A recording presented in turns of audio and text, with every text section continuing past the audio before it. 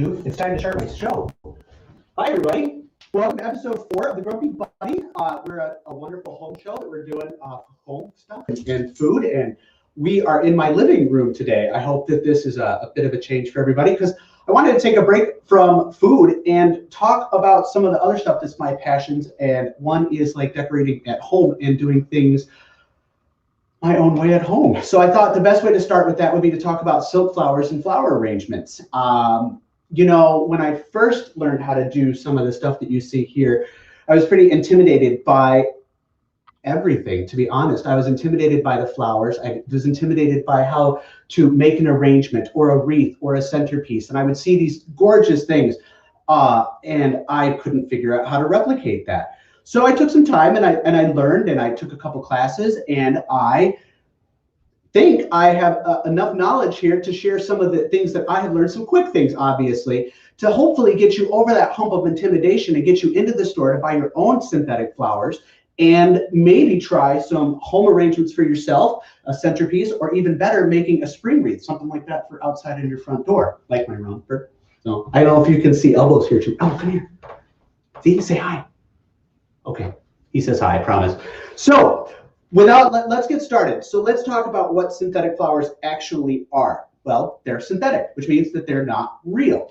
They can be made from a variety of different things: silks, plastic, which is fabric blends, which is a blend of fabrics and some other stuff, dyes, so on and so forth. You also have paper, and then obviously styrofoam.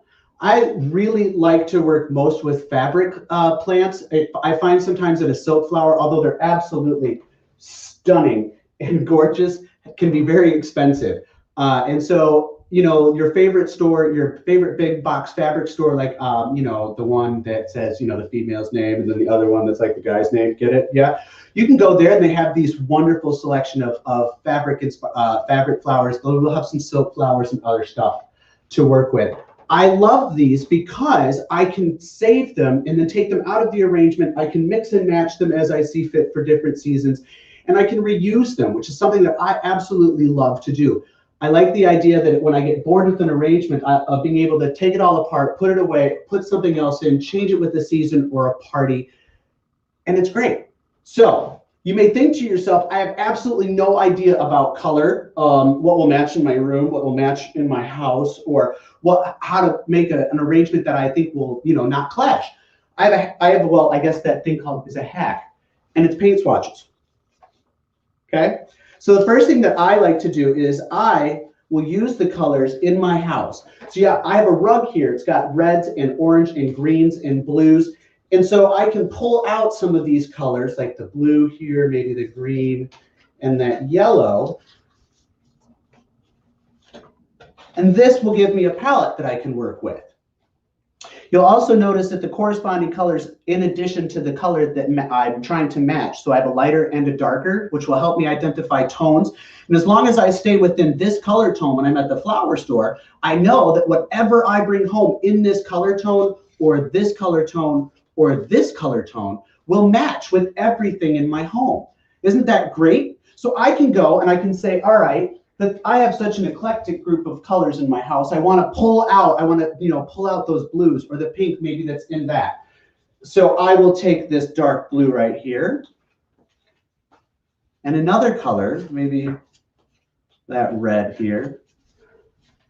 And for more of a Christmas theme or something like that, I have the again, see? And once again, nothing will clash inside the house. So I'm telling you, paint swatches, you'll never go wrong. If you're a little too nervous about building and you have absolutely no idea what colors you want to use in a floral arrangement, what I would do is I would grab some paint swatches that would match the colors of your home, the walls, your trim, and the most predominant color in your pictures. So maybe if it's week 1 or 2 of those, pull those out for your home and then build your bouquet around that, and then take those paint swatches to the store to where you're going to purchase those.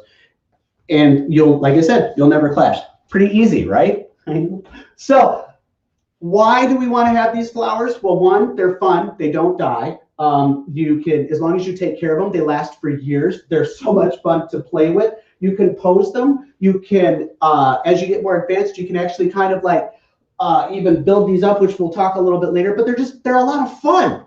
So you can use these artificial flowers in just about anything, from using a table centerpiece or something like so, to a wonderful front bouquet, a large vase for the front hallway or the side tables, or maybe even a centerpiece for a side, a side table in a hallway.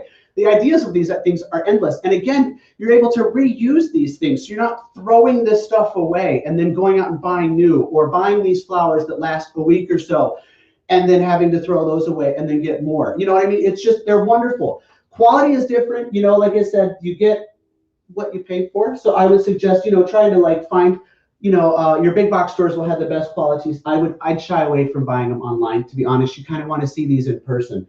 And again, there's different. So let's talk what to do to make such arrangement. We're going to talk quick, all right? Because there's about 7 steps that you want to look for in a proper arrangement. You want to have your proportion, your scale, the emphasis, your rhythm, the balance, and then also kind of like a harmony. But I really want you to focus on 4 things, okay?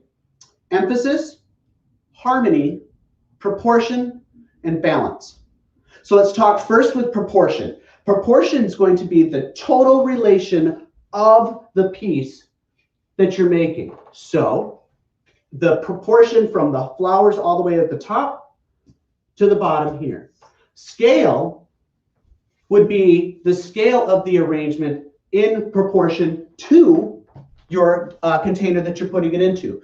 So for example, if I'm going to build something out of here, like, on this, I want it to be about 1.5 times the height, or I chose, as I often do, to take this arrangement out about 1.5 times to the side. And that's a good rule of thumb, honestly, for anything, whether it be a small arrangement like so, or a larger one. Just kind of, keep that size. 1.5 times, make your round. Harmony and balance mean in relation to the color spectrum. So what colors am I using to bring the eye to move in a focal point per direction? So that harmony, the rhythm, movement, think of it that way. Your eye wants to dance around these. So I've got my blues that start here, the pinks that wrap around that back to that burgundy, bringing it back down to the yellow and those pinks. Again, all of these colors are working together to kind of give you the idea of, at least for this piece, was kind of, I picked everything at the spring farmer's market and brought it home and threw it into a vase. Another thing you really want to watch is emphasis. Emphasis is going to be that one piece that draws your eye to the vase or your arrangement from the beginning. So obviously the emphasis here is right here. I've got this wonderful, gorgeous silk something. Yeah, I believe these are begonias, maybe? And then I've got cherry blossoms that sit on my back. A nice striking color setup, backdrop of the green, and I'm always making sure that I have a ratio of about 3 to 5. So you'll notice that the colors that I'm bringing in or the pieces that I'm in are in stages of 2 or 5. In this instance, the 2 is in relation to the 2 colors. So it is a lot easier than you might think to pull these things together. And as long as you follow the rule of thumb of at least having the right, picking 2 to 3 colors that you're putting into, making sure that you are following a equal ratio to the greens to your color setup, and then have fun. Bring your stuff around, look at what you like, put it together. If it doesn't look good, pull it out and do it again. Another really great thing about silk flowers is the fact that you can't really mess them up. So let's talk about how to build set arrangement. We're going to do this real quick, right? So I'm going to pull all this out. Like so. We're going to start empty base. I always like to build from the outside in. Can we see? Let's see. So I'm always going to start with the pieces that I want on the outside, more often than not, my greens. So I'll take my green one here. And I'm going to take my other set of green on this other side here, kind of creating that kind of almost out. Don't worry if these fall around. In the old days when they were putting silk arrangements or any arrangements, they would put a big styrofoam ball at the base of this. I absolutely hate using styrofoam, so I choose to build a bigger arrangement and thicker arrangement that will kind of hold up on its own. So don't fret, by the way, if it seems like these are laying a little too low when you're putting them in. That'll all balance out a little bit later. So next what I'm going to do is the pieces that I have that are going to be my strike points, also ones that are going to be kind of around that back. So I'm taking those one cherry blossom here to the left, another cherry blossom here to the right. Notice my balance, greens, pinks, that. So now I've finished with the pink color. I want to bring in my whites. So I'm going to use that cherry blossom again effect for that back area, but this time I'm putting it right here in the middle, just like so. Now I'm going to work with my blues. You figured out which one is my focal point yet? My emphasis flower?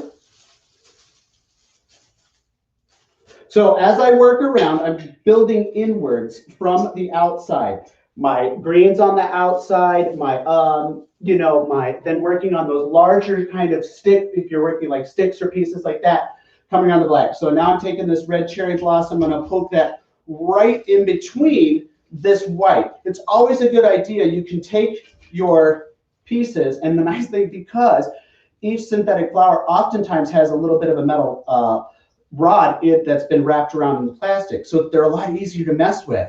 So I pull this around like that. I'm pulling this up because now as it's starting to be a little bit fuller, I'm able to pull these up, right? Now I'm going to work with my other white piece because my emphasis pieces are in, which are these bluebells right here.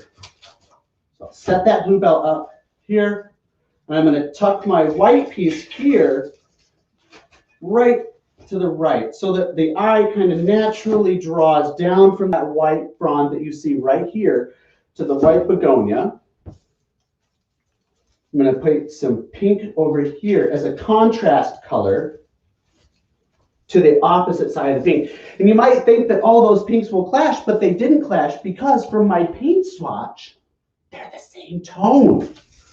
So a little bit of blue here. My finishing pieces are the ones that I always do last. These are going to be those ones that are kind of just the fillers. I learned a while ago that in a good arrangement, you've got the thriller, the filler, and the filler, and the spiller. The spiller idea is what flows down from the arrangement to kind of give it that flow. The thriller being that nice big piece that you have, and then the filler, the simple pieces that provide either a contrasting color or that. So see, not hard at all. I had all of my colors that I knew all from the very beginning were going to work together, and I built an arrangement that I liked. I watched and made sure that my colors were on even on both sides. I've made sure that I have a nice contrasting color, and I have a nice white to bring the eye down to the emphasis point right here. Fun, right? Okay, so let's talk centerpieces really quick before we move into wreaths. When you have centerpieces and you're a little concerned about or confused, or you just don't know what you want to set up, great idea. Make cutouts, okay? I take 3x5 cards and I cut them out in the designs and shapes of the ideas for my centerpiece, and then I lay those on the table. It helps me map out exactly how much stuff I'm going to need and how big of a space I'm going to have to utilize for, that, and also making sure that I'm not getting too big or too crazy when I'm trying to build my idea. Genius. Also, make sure when you're doing your centerpieces that you don't make them too high. I don't know about you, but I'm about 5'6". So nothing is worse than sitting at a table like this. Not fun at all, right? So I always suggest doing something low and simple. Keep a nice low base like so, simple flowers on the inside, something slow and slow so that when I'm sitting at a table, I'm looking at the person across the way around and I'm not like this, because this, no bueno. Okay? So we've talked about flowers. We know that now it's easy as pie to create a wonderful matching bouquet that's not going to clash with my home or any of the paintings or anything like that that I have in the wall. We've learned that in order to do a really great base, all we really have to have is balance, which means keeping our colors on opposite sides with a nice single color right in the middle, some side colors and fillers. We've watched our proportions. We've made sure that we are allowed 1 and 1.5 times the size of the base, and we've gone around. And with this, like I said, you can do anything. It's so easy. You know, as long as you watch your textures, making sure that I'm putting the same kind of textures inside each additional piece, you're good to go. And your colors, you cannot go wrong. And besides, the great thing is you just pull it out and try it again because they'll all match. So moving on, wreaths, spring wreaths are so much fun, especially with synthetic flowers, because again, you can reuse that wreath. Maybe you'll want to change it up your season after season, but again, it's not something that you're just tossing at the end of the season and then going back out and buying yet another thing, right? Wreaths. I love a good grapevine wreath. You're going to need some tools. Actually, you should probably keep these tools for any time that you're working with these flowers, and that's going to be a pair of wire cutters. You want to get some floral wire, just a soft, thin floral wire, and a glue gun. A glue gun is important for your for the wreath, which again is super, super easy. I'm going to show you how fast you can make a wreath. Guess I'll do it right here like this. So I've got a pack of small flowers, fake flowers that I just picked up at Joann's. I'm going to say it, whatever. You know, these were actually buy two, get one free. So I got quite the deal on that, right? And you save so much more money. I'm telling a story, right? Just like I was doing with my other.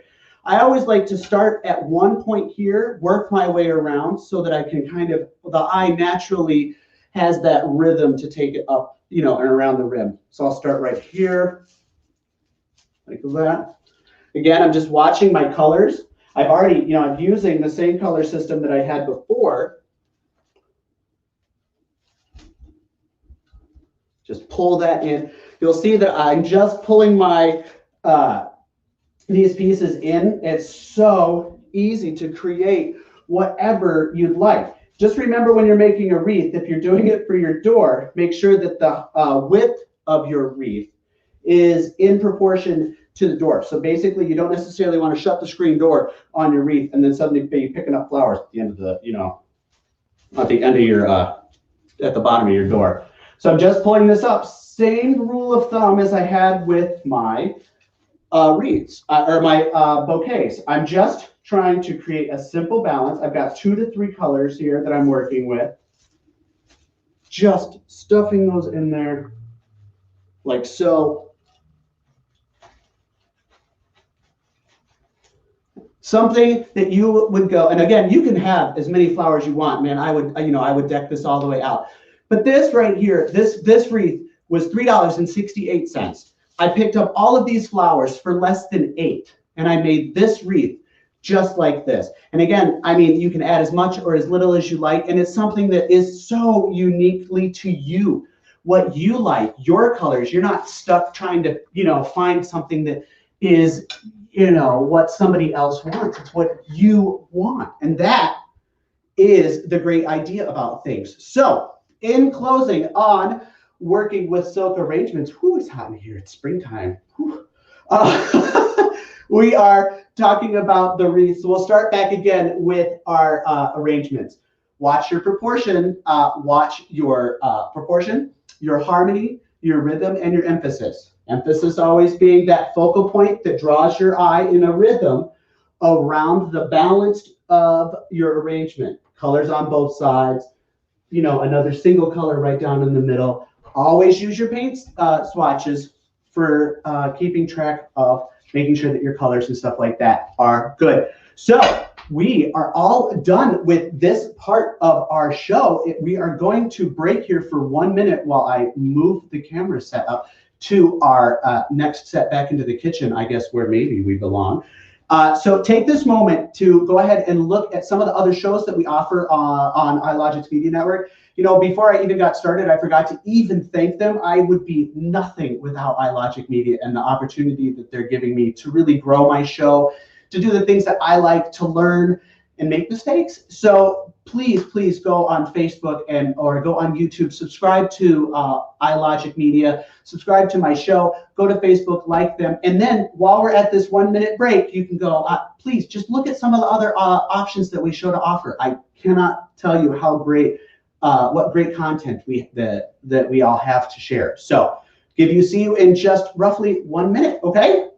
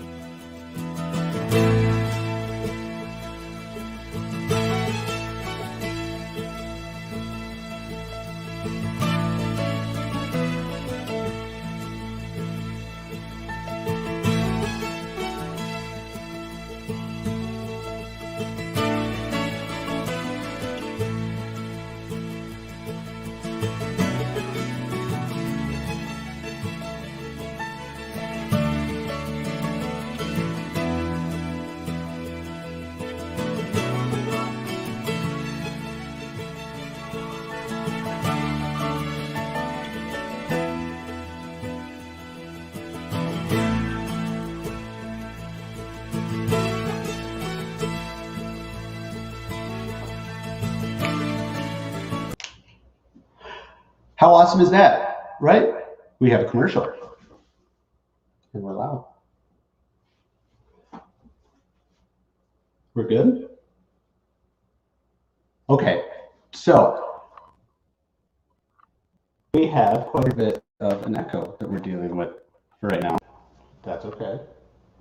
All right, that's a little better. So, welcome back to the second part of our show. You know what I mean? I want to try all sorts of new things. I want to do new stuff, and I really like the idea of being able to try new stuff. So hopefully this works a little bit better. And one of the things that I really wanted to do that I talked about is working with things that I've never done before. So one of the things that I've never made before is a gnocchi, and I thought, what more fun? Usually I take the time to try these ahead of time, whir them out, and it's all fun. But I thought in this instance, I would just do it for the first time.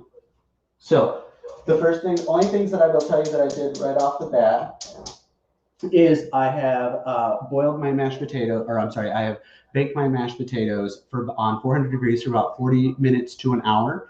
And then I've let those cool, and then I have peeled them. The recipe that I'm using is a recipe from the cookbook from 1986 of Betty Crocker. And so I have just kind of modified it to help with the, for being gluten-free. So I have my potatoes that are right here. You'll see that they are, they've been kind of mashed or whatever. So let's start. I have a bit of an echo. If there is, I apologize for that. Anyway, so I start with the potatoes. The directions state that I need to strain said potatoes through what's called the potato sieve. I looked up what a potato sieve was. I didn't have one. The idea is that they want you to have as creamy of a mashed potato as mixture as possible. So what I'm going to do instead is I'm going to take these mashed potatoes through a strainer. If you don't have a strainer at home, that's perfectly fine.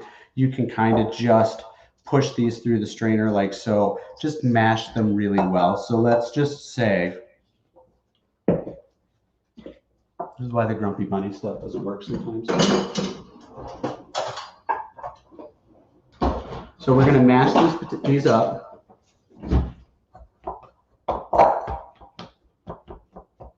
What do we think of the flour arranging episode? Pretty cool, right? I think that's something that we'll try again. Told you guys from the very beginning that I wanted to make an episode that was a little more, that dealt more with not just food, you know, it dealt with, you know, people living their lives, making a mistake, like not following the directions and then wasting time instead of just doing it right the first time. So a couple of things that I will tell you about that I thought about while this episode was doing with the gnocchi, and I looked up. You can use a frozen potato. You know how you go and Tyson, Ore-Ida makes the mashed potatoes in a bag. Just go ahead and use those if you want. The recipe that I'll pour online also includes butter and salt. You don't need to add any butter or any salt to this. So we'll mash those up here. I can see the need of why you'd want a potato strainer. That makes a lot of sense, but I don't have one. So now that I've had that chance, I'm going to take my potatoes, and then I'm going to add two tablespoons of butter. I've left my butter out so that it is literally room temperature, and it's a little hot in here today. So it's actually a little less than room temperature, which is good. The directions say that it needs to be melted and then chilled. So I'm going to put that in there, and I'm going to go ahead and add my salt. Adding 2 tablespoons of this, or I'm sorry, a half a teaspoon of the kosher salt. Something tells me that, you know, on a funny side story, did you know that every single chef on Top Chef has been kicked off when they decided to make gnocchi for their dish? And I have a feeling that's going to be my story too. So we're going to pretend that that's all completely mixed up. And we're going to go ahead and add 1 cup of flour. You can use a white rice flour instead of a 1-to-1 gluten-free baking flour. If you do something like that, you're going to want to add about a cup plus 1 tablespoon. And then make sure that you add some sort of xanthan gum to it as well. So it says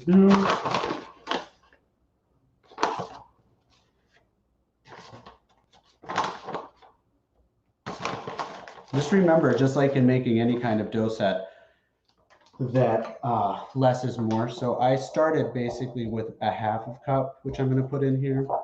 I'm going to work that into the dough. The recipe says that you need to, once you've added this, you're going to work this. Once it becomes pliable enough with the dough, you mix this inside the bowl until it gets a consistency. You want the consistency of the dough before you leave it to be not all the way set, is what the recipe says. I will have the entire recipe put on the website for a little bit later for you. So hold this in here. I'm going to go ahead and add the next portion that it calls for. Again, so this will serve about 6. I'm going to pull that out. Now I'm going to take a little bit of the floured dough on my dough, pull it out here. And then I'm going to work and knead the dough until it's reached a firm but not dry consistency. The dough, the recipe specifically states that when you are kneading the dough, keep some of the flour aside until you have kind of determined the wetness of the dough. That way you don't put too much flour in. So I'm kneading my dough.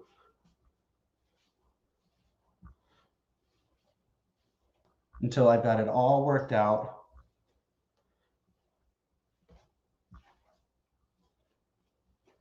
And I'm making sure that I'm blending in all of the stuff in there, the salt.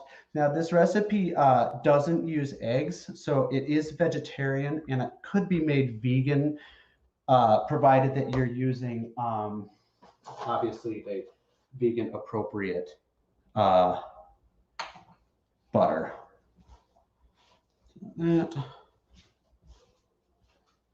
So you'll see that my dough ball is beginning to form. It's not dry still, but it's not holding together.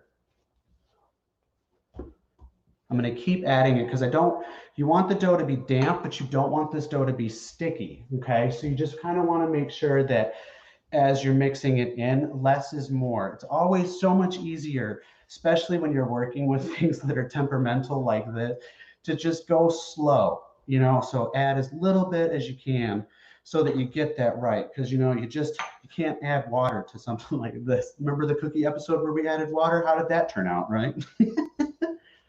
So the dough for me is still just a little too sticky. I'm going to put just a little bit more flour here. You'll see I also back there, I have a nice big, large amount of water that I have getting ready to boil. Cauliflower gnocchi, oh my gosh, I guess if it got my spouse to eat it, yeah. But maybe that'll be my next episode, to make the cauliflower gnocchi and then see if he'll even eat it, right? Okay, so just a little bit more flour, I think. So all in all, for this recipe, I did nearly use the entire cup of flour. I have just a little bit, maybe a tablespoon or 2 left. So when you're using 2 pounds of potato, 2 tablespoons of butter, half a teaspoon of kosher salt, you're going to use nearly 1 cup of flour, but I would only put 3/4 of that cup in ahead of time and then work the dough and then add it after that. So here we go.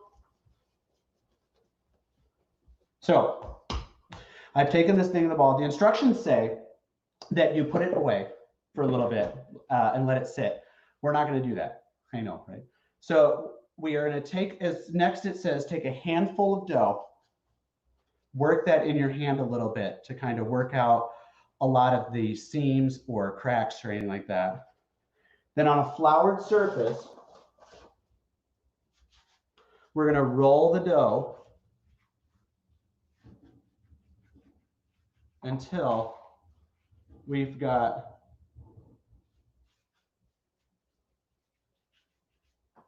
a nice, about the size of, I would say, depending on who you are, your index finger.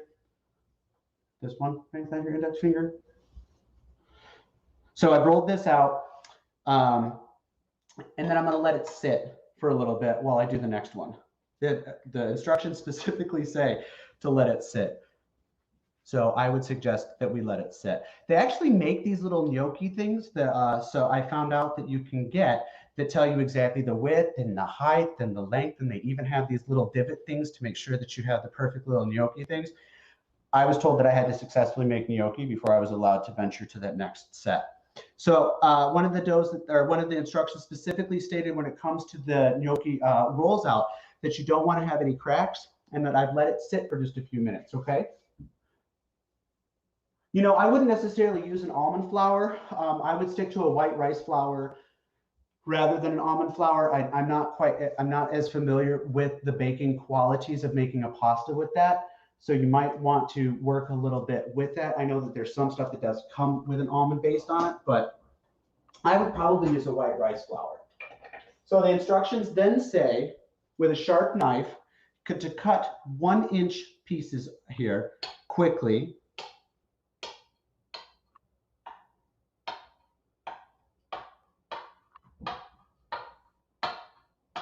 I swear, Martha Stewart does these so much easier, right? So I've taken I've made about 1-inch strips or whatever. And then it said to use the back tines of a fork in order to get those indentions. So we're gonna go here and we're gonna press down, and I don't really see any indentions. That doesn't bode well for my gnocchi, does it? What if I just did it this way? Ah! Nah, cheating. You know, cheaters never win, but this works. I mean, they're not us. Okay, yeah. You know what? I definitely see why every single person on Top Chef went home trying to make their homemade gnocchi, because mine looks homemade. So I'm going to smash these like this. Although, honestly, if you're having trouble with your doughs, I don't see any problem doing that. I mean, it's going to be covered in pasta and sauce later, right? So after you've cut those out like so, the instructions say that you want to put them in boiling water for about 3 minutes, lightly salted, so you can pull them up. The recipe also states that you should let them, that you can put up to 20 of these into these at a time, depending on the size of that. So something about this size right here, I could probably put 25 or 30. They bake for about 3 minutes. They're going to sink to the bottom when they're not done, and then they will float to the top, kind of like dumplings when they are finished. They will have, they'll have this, hopefully, a nice light crispy flavor. You want to make sure that the indentions on your gnocchi are somewhat defined. If they're just kind of flat, then there's nothing for the sauce to really grab onto when you're eating these later on. So it'll kind of just look like a bowl of dumplings sitting in a pool of sauce versus kind of the sauce soaking into the dumplings themselves and pulling them around. So those will boil for about 3 minutes. When they're done, they'll pull them out from the surface. You can pull them out with the strainer and then eat them with like a tomato sauce, a pomodoro. I'm actually going to have them a little bit later with a truffle Alfredo with a little bit of pesto on top, and then some sauteed pork belly, all sorts of different things. So all in all, I would say for this recipe that I found, that I've modified to be for gluten-free, it's okay. It's spot on its ingredients. So you definitely want to make sure that you use the 2 tablespoons of butter. I like the butter at room temperature versus melted followed by chilled. The fork idea works really well. And I, you know, like I said, I think I got really good on the dough. So not a bad thing for not having made gnocchi before in my entire life, right? Don't we think? So you have homework. I want you all to try to do something this week if you can. I want you to try to make gnocchi for someone or yourself, and then maybe try to make an arrangement. The next time you go to a fabric store, don't just wander away from that silk thing. You've had a little bit of an idea. Pick up some flowers. Make a little thing. So on our next episode, we are going to actually make pierogis. I was going to try to have them in there for this week's episode, but I'm having a lot of trouble fine-tuning these pierogis with the dough recipe that I want to use.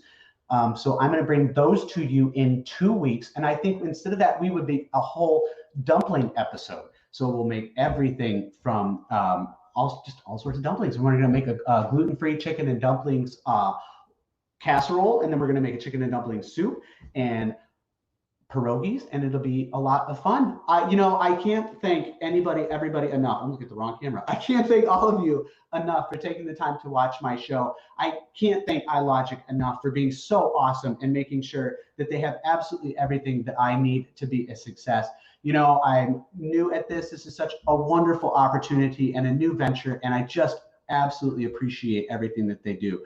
So please take some time to go to the website, look at some of the other shows that they have to offer, see if any of them suit your tastes. We have everything from fantasy baseball chat to wonderful talks about history and whiskey. We have a wonderful sci-fi and horror show that's coming up, Reapers, that's coming up a little bit later.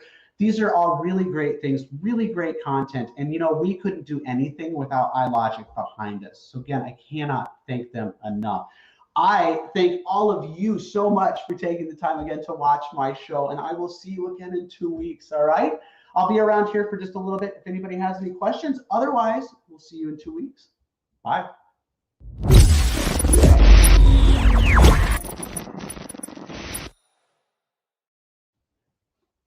So, who has questions? I'm glad. It's super, centerpieces can be so much easier to do and so much, fun. It's not hard at all to do these things. And I think that one thing that is important is once you get over this intimidation idea of just being fearful of what looks good and what matches, you are hands down. It's, once you have those colors. So I'm glad that that's going to be awesome. Other questions?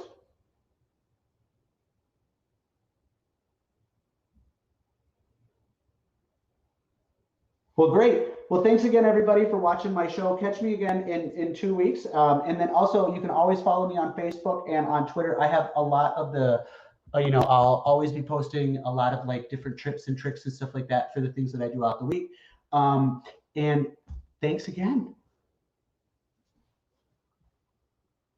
Oh, good. I love my bang being picked about advice and stuff. It makes my day. Thank you.